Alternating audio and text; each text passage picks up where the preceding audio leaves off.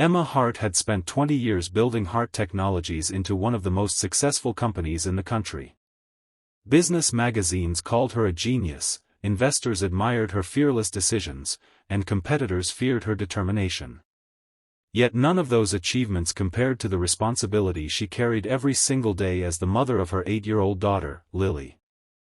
Lily had been diagnosed with autism when she was 3 years old. She experienced the world differently. Loud sounds overwhelmed her, unexpected touch frightened her, and crowded places often left her anxious. Emma had spent years learning how to support her daughter, hiring the best therapists, teachers, and specialists money could buy. Progress came slowly, but every small victory felt priceless. There was one thing, however, that never changed. Lily did not trust strangers. She rarely spoke to anyone outside her close circle. Even family members needed patience before she would acknowledge them. At public events, Lily stayed close to Emma, usually holding tightly to her hand while wearing noise-canceling headphones. That was why Emma hesitated before bringing Lily to the annual charity fundraiser hosted by her company. The event was held in a beautiful botanical garden filled with flowers, fountains, and hundreds of guests dressed in elegant clothing. Soft music floated through the air while children played on the large grassy lawn under the supervision of volunteers. Emma hoped the open space would help Lily feel comfortable. For the first hour, everything went as expected. Lily quietly examined colorful flowers, tracing the shapes of petals with her fingers while Emma greeted business partners and donors. Then everything changed. A burst of applause erupted from the main stage as an auction concluded. The sudden noise startled Lily. Emma instinctively reached for her daughter's hand. But Lily wasn't there. She had already begun running. Emma's heart nearly stopped. "Lily," she shouted, pushing past surprised guests. Her daughter wasn't running randomly. She was running directly toward someone. Across the lawn stood an ordinary-looking man wearing faded jeans, a plain blue shirt, and comfortable sneakers. Beside him was a boy around Lily's age, quietly stacking smooth stones near a small pond. Before Emma could catch up, Lily reached the stranger and wrapped both arms tightly around him. Every instinct in Emma screamed that something was wrong. Yet the man didn't seem surprised. He didn't hug Lily back immediately. He didn't panic. He simply stood perfectly still, allowing Lily to decide what felt safe. The little boy beside him smiled gently, as though he had seen this happen before. Emma finally reached them, breathing heavily. I'm so sorry," she said, embarrassed. "She never does this." The stranger offered a calm smile. "It's okay." His voice was steady and reassuring. Lily buried her face against his side and whispered softly. "He makes the scary noises disappear." Emma stared in disbelief. No therapist had ever heard Lily voluntarily explain her feelings to a stranger.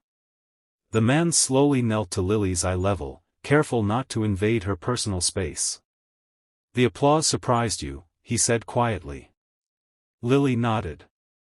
"You're safe now." His words were simple. His tone never changed. No sudden movements. No unnecessary questions. No forced eye contact. Within seconds, Lily's breathing slowed. The panic faded from her face. Emma watched in complete amazement. How could someone who had never met her daughter instinctively know exactly how to help? She introduced herself.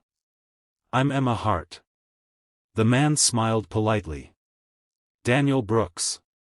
He gestured toward the young boy. "And this is my son, Noah." Noah waved shyly before returning to his stack of stones. Lily quietly sat beside him without saying a word. Even more astonishing, Noah didn't try to start a conversation. He simply moved one stone closer to Lily. She smiled. It was small. But it was real. Emma felt tears gathering in her eyes. She had spent years searching for moments exactly like this. She couldn't explain why Lily trusted Daniel. She only knew that something extraordinary had just happened. As the afternoon continued, Emma noticed little details that made Daniel even more mysterious. He remained constantly aware of everything around him without appearing distracted. He noticed when another child became overwhelmed before anyone else did. He gently redirected a rolling soccer ball away from a toddler without even looking. When a loudspeaker briefly squealed with feedback, Daniel calmly guided both children toward a quieter area before they became distressed. It all seemed effortless. Not practiced. Instinctive. Emma found herself wondering who this quiet single father really was. Because something told her he wasn't just an ordinary man. And for the first time in years, Lily laughed beside someone she had met only minutes earlier. Emma had spent millions searching for ways to help her daughter feel safe. Yet somehow, on an ordinary afternoon in a crowded garden, safety had found Lily all by itself. Over the following weeks, Emma found herself thinking about Daniel Brooks far more often than she expected. She had built her life around making careful decisions backed by facts, yet nothing about Daniel fit neatly into logic. Lily, who usually resisted leaving the house for anything other than school or therapy, began asking the same question every Saturday morning. "Can we visit Noah?" It was the first time in years that Lily had shown excitement about making a friend. Emma arranged a simple picnic at the same botanical garden where they had first met. Daniel agreed without hesitation, bringing sandwiches that Noah had proudly helped prepare. The children settled beside the pond, stacking stones and watching ducks glide across the water. They barely spoke, yet they understood each other perfectly.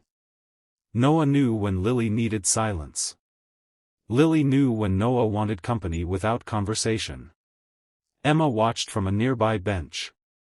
"I've never seen her this relaxed," she admitted. Daniel smiled.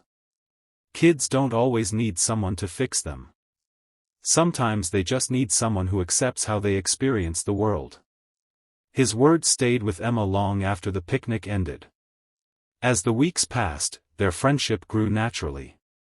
Emma learned that Daniel worked as a maintenance supervisor at a local elementary school. He lived in a modest home, drove an aging pickup truck, and spent nearly all his free time with Noah. He never mentioned his past, never complained about life, and never accepted praise for helping others. Still, there was something unusual about him. One rainy afternoon, Emma visited the school to deliver supplies her foundation had donated. Suddenly, the fire alarm malfunctioned, sending deafening sirens echoing through the building. Several children panicked. Teachers struggled to organize the evacuation. Daniel moved instantly. Without shouting, he calmly directed frightened students toward the exits. He noticed a child hiding beneath a desk before anyone else did and gently guided him outside. Every movement was quick, controlled, and confident. Later, Emma asked one of the teachers, "Has Daniel always been this calm?" The teacher smiled knowingly. "You don't know who he used to be, do you?" That question led Emma to uncover a story Daniel had never intended to tell. Years earlier, Daniel had served as an elite Navy SEAL. He had led rescue operations in some of the world's most dangerous places, saving hostages, protecting civilians, and bringing his teammates home under impossible conditions. His record was extraordinary, but it came at a terrible cost. During one deployment, Daniel received the heartbreaking news that his wife had been killed in a car accident. Noah was only 3 years old. Daniel immediately left military service. He turned down lucrative security jobs and media interviews, choosing instead to disappear from public attention. He wanted only one mission for the rest of his life: to be the father his son deserved. When Emma confronted him with what she had learned, Daniel sighed. "I wasn't hiding it," he said quietly. "I just didn't want it to define me anymore. You saved countless lives." He looked toward Noah and Lily, who were laughing while chasing butterflies across a field. "I still do," he replied. "Just differently." A month later, fate tested him once again. During the town's annual summer festival, a powerful storm swept through without warning. A large temporary stage collapsed, trapping several people underneath twisted metal beams. Panic spread through the crowd. Before emergency crews arrived, Daniel acted. He organized volunteers, stabilized damaged supports, safely freed trapped families, and provided first aid with incredible precision. His calm leadership prevented further injuries and gave rescuers precious time. News cameras captured everything. By morning, headlines across the country revealed the identity of the mysterious hero who had quietly walked away from military fame years before. Reporters surrounded Daniel's home, eager for interviews. He politely declined every request. The real heroes, he told one journalist, are the firefighters, paramedics, teachers, and parents who show up every day without expecting applause. Emma's foundation later announced a community center dedicated to children with autism and families in need. She asked Daniel to help design its programs, not because he was a former SEAL, but because he understood patience, compassion, and quiet strength better than anyone she had ever met. On opening day, Lily stood before a crowd and spoke into a microphone for the very first time. She looked at Daniel. Then at Noah. Finally, she smiled at her mother. "This is my safe place." There wasn't a dry eye in the audience. Emma realized that true wealth wasn't measured in company shares or bank accounts. It was found in the people who chose kindness over recognition, service over praise, and love over status. Daniel had once protected strangers on distant battlefields. Now, he protected hope in the hearts of children. And that, Emma believed, was the greatest mission of all.